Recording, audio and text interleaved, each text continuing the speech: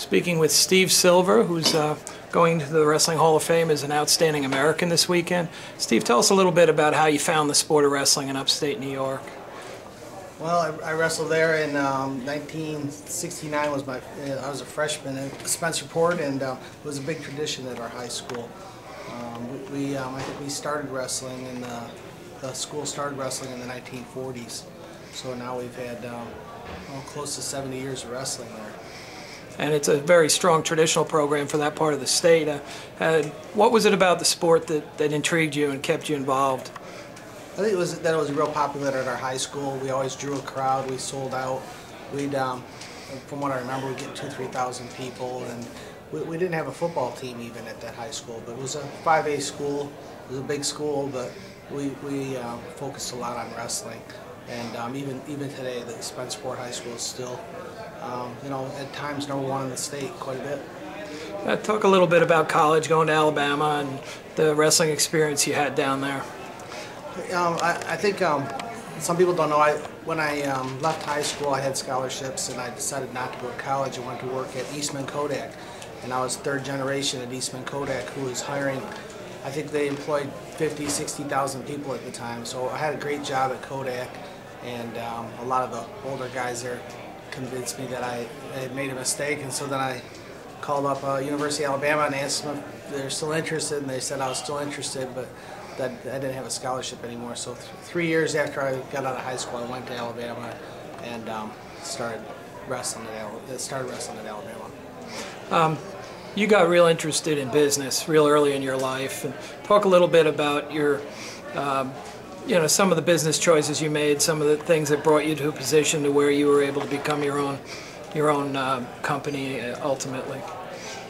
I have 2 pictures in my office that I always, people said, when did you start in business? And it's, I'm 11 years old, and I have a big tray of seeds, and I sold seeds in the summertime door to door when I was 11, and at the end of the summer I had won a bicycle for selling enough seeds. So I guess my first business venture was when I was 11, and I always worked ever since then. I liked it. I was always kind of getting my mom and dad to let me have a job or let me work at the park or mow the cemetery, but I've always been in business. And then when I went to Alabama, I met up with Jeff Levitetz, and we had a little partnership where we bought refurbished electronics, or we bought different products from Chicago, brought it back to Tuscaloosa and sold it, and I've been hooked on that ever since. Jeff was a great businessman. At 18 years old, I learned a lot from him.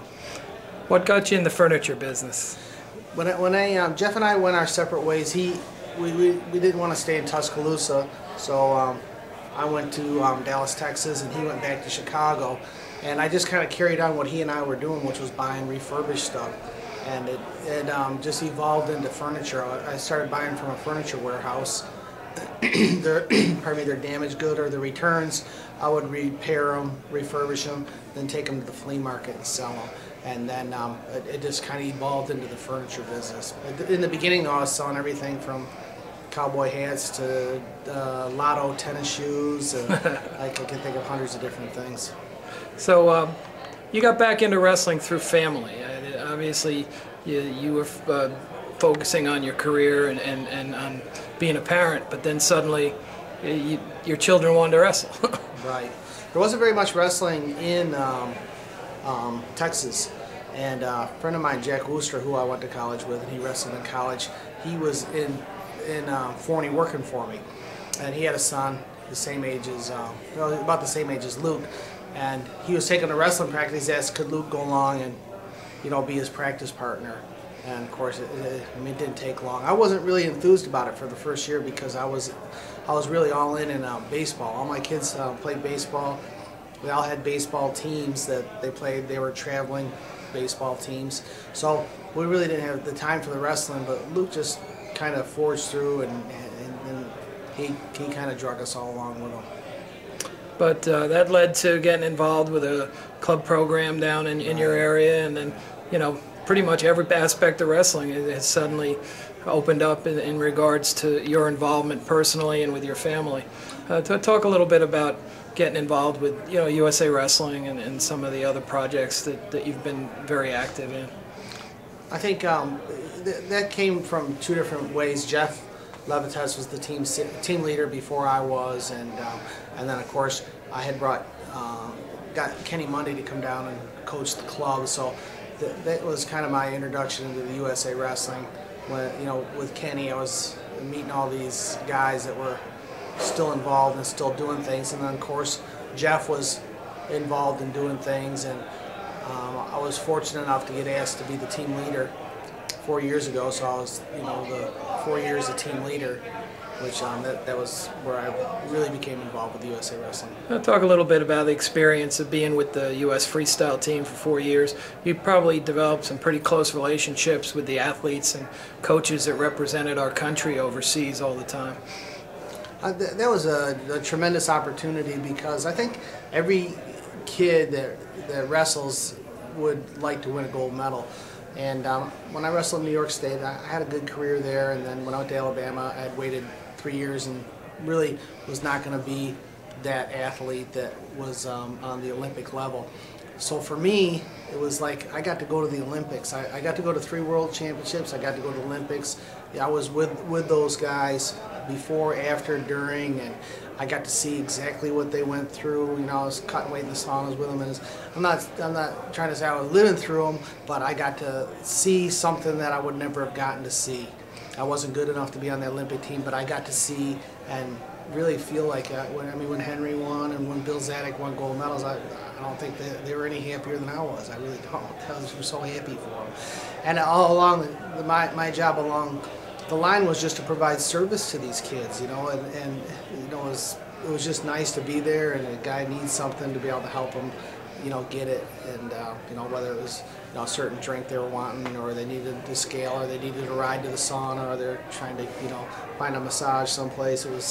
Or acupuncture. Yeah, it was a really good feeling. Bit of that in China, huh? It was a good feeling to have a kid that caliber need something and be able to go in and get it for him, help him with it.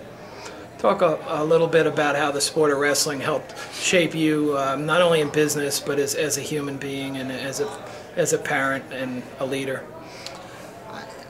I think that number one, it just teaches you to compete. You have to compete for everything. And in business, sometimes it's not so obvious that you have to compete. You're out there, you're doing things, and you don't really get on the mat and wrestle with somebody.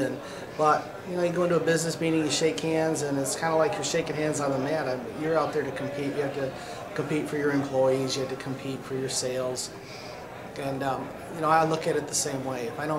If I'm in business and I'm trying to get a sale or get a new customer or get a design and I don't get it, I feel like it's a loss. I feel like we didn't win that opportunity. So I try to stay competitive, and I think that's how you have to be successful. You have to look at competing for everything. What are your thoughts when you were told you were going to receive this honor from the Wrestling Hall of Fame this year? I think my first thought was a little embarrassed by it. I don't like I really don't like that type of attention. I don't like that. But the more I thought about it, I put so much pressure on my kids to be successful, to get good grades, to be, to win wrestling matches, to go to college on scholarship. And I thought, now I'm really proud. I feel like I've accomplished something that I can give back, that they can be proud of me for that. So I'm really happy. Well, congratulations, and thank you for your time, Steve. Thank you.